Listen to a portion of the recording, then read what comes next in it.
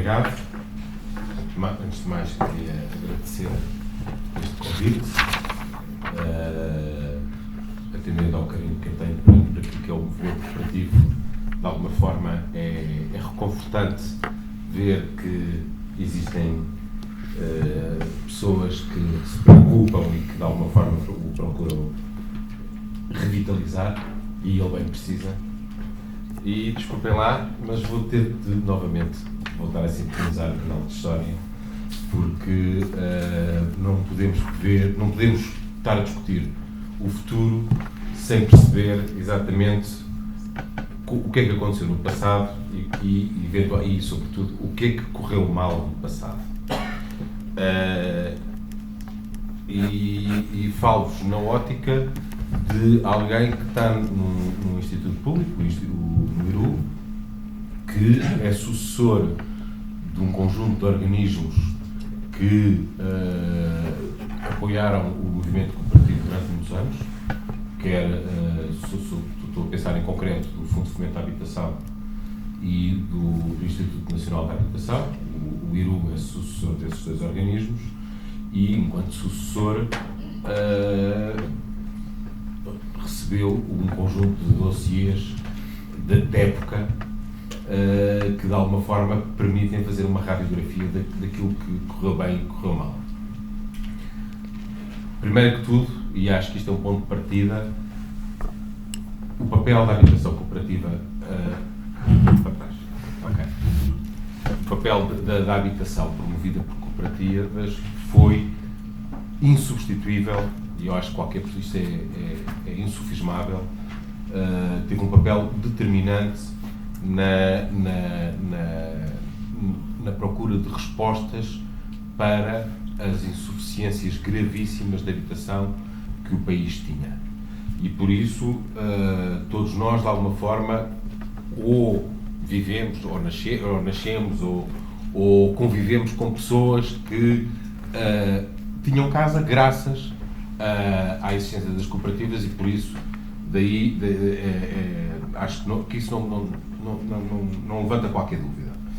No entanto, e exatamente antes de passarmos para uma perspectiva para o futuro, convém perceber o que é que aconteceu no passado e que, de alguma forma, leva a que o movimento cooperativo nos últimos anos seja um movimento, infelizmente, bastante ténue, e estou a escolher a palavra com cuidado. Primeiro, uma das grandes questões que está por trás é a questão do tipo, do modelo de propriedade. E, de facto, as cooperativas são constituídas para promover empreendimentos de propriedade coletiva. Nos anos 80, 90 e até aos anos 2000, grande parte dos movimentos cooperativos partiam era um atalho para chegar à propriedade privada, em que a propriedade coletiva era uma espécie de uma obrigação, de uma espécie de um primeiro passo necessário para depois, no final, eu ficar proprietário do edifício, do fogo. Peço desculpa. Não há nada de errado em uma pessoa querer ser proprietário de um fogo. A única questão que a gente deve perguntar é se o deve fazer através de uma cooperativa ou não. Pronto. Essa é a primeira questão, porque, de facto, a propriedade coletiva obriga a um conjunto de responsabilidades coletivas que, muitas vezes, os cooperantes não estavam sequer alerta para essas necessidades e, infelizmente, vieram parar vários dossiês à mão com situações de pessoas, cooperantes, que eram cooperantes de uma cooperativa que se tinha financiado junto do Instituto, em que os cooperantes pagavam a tempo e a horas as suas prestações, entendendo um pouco como sendo uma prestação bancária. A cooperativa era suposto pegar nesse dinheiro e amortizar o empréstimo junto do Instituto. O que é que aconteceu? Em algumas cooperativas, As pessoas achavam que estavam a pagar ao banco, as administrações das cooperativas, as direções das cooperativas aproveitaram-se do dinheiro e no final o empréstimo não fica amortizado, a casa já foi paga pela família, completamente. A família, inclusivamente, só descobre no dia em que julga que pagou a última prestação e que solicita à direção da cooperativa que lhe passe o respectivo papel para que a propriedade deixe de ser uma parte de uma propriedade coletiva e passe a ser propriedade própria, e descobrem que afinal ainda faltam pagar 30 ou 40 mil euros daquele fogo, porque naturalmente pelo meio houve uma direção com menos escrúpulos, mas também as próprias pessoas usaram o modelo cooperativo na lógica da habitação individual. E por isso, aquilo que eu acho que temos de perspectivar para o futuro é que não podemos usar o modelo cooperativo para responder a desejos de habitação própria. Ou então, através dos ónus, mas as pessoas têm de ser conscientes que há um delay, há um período durante o qual vão viver em habitação coletiva porque optaram por esse modelo. Esta era a primeira questão fundamental, que é a opção do modelo por parte do cooperante para evitar dissabores mais tarde.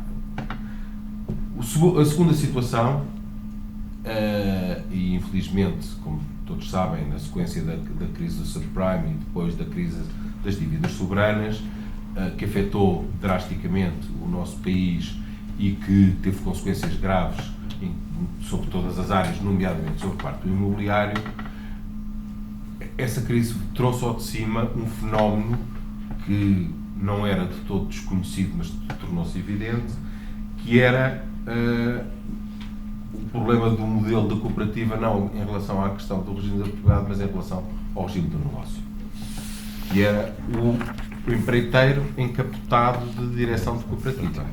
Que eram as cooperativas que existiam sem cooperantes e que faziam promoções e vendiam os projetos e que se financiavam, inclusivamente, demonstrando que tinham um conjunto de cooperantes e que depois, no final, se chegava à conclusão que não existiam cooperantes absolutamente nenhuns e que, porque só isso é que explica que, no final, nenhum dos fogos sequer estava habitado e a cooperativa faliu e teve que entregar o edifício inteiro ao Instituto.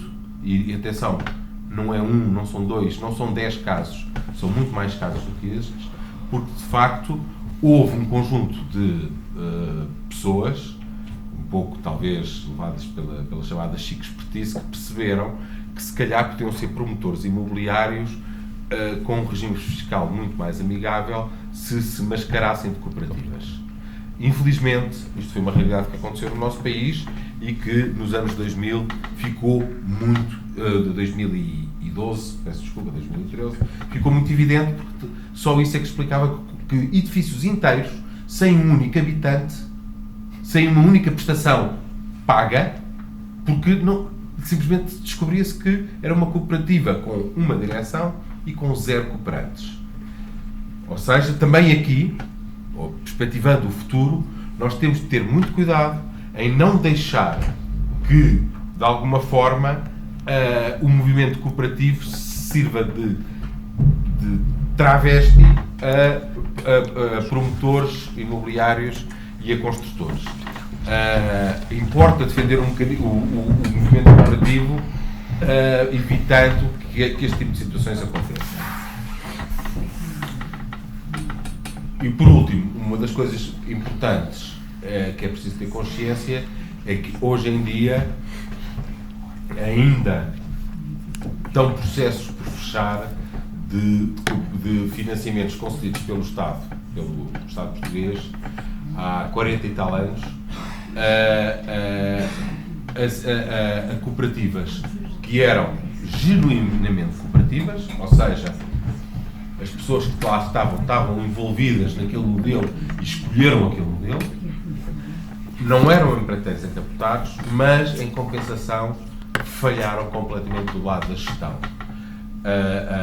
A doutora Paula Marques falou, há bocado apontou uma questão importantíssima, que é as cooperativas. Nós não podemos pensar apenas nas cooperativas como criadores, promotores de imobiliário para responder a uma questão habitacional de um conjunto de pessoas que têm os mesmos interesses e que querem coabitar.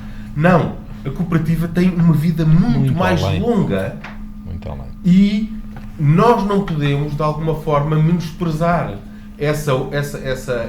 tudo o que se passa a posteriori, porque o sucesso dessa solução habitacional passa pelo sucesso de uma gestão responsável e participada. E eu digo, este participada aqui foi colocado por uma razão, porque normalmente as soluções deixavam de ser responsáveis quando deixavam de ser participadas. Ou seja, a partir do momento em que as pessoas, de alguma forma, sentiam que tinham a sua solução resolvida, deixavam de se preocupar com a cooperativa propriamente dita, e a certa altura aquilo que é a gestão da propriedade coletiva deixava de existir, e deixando de existir, aquilo que tinha sido uma resposta positiva passou a ser um problema.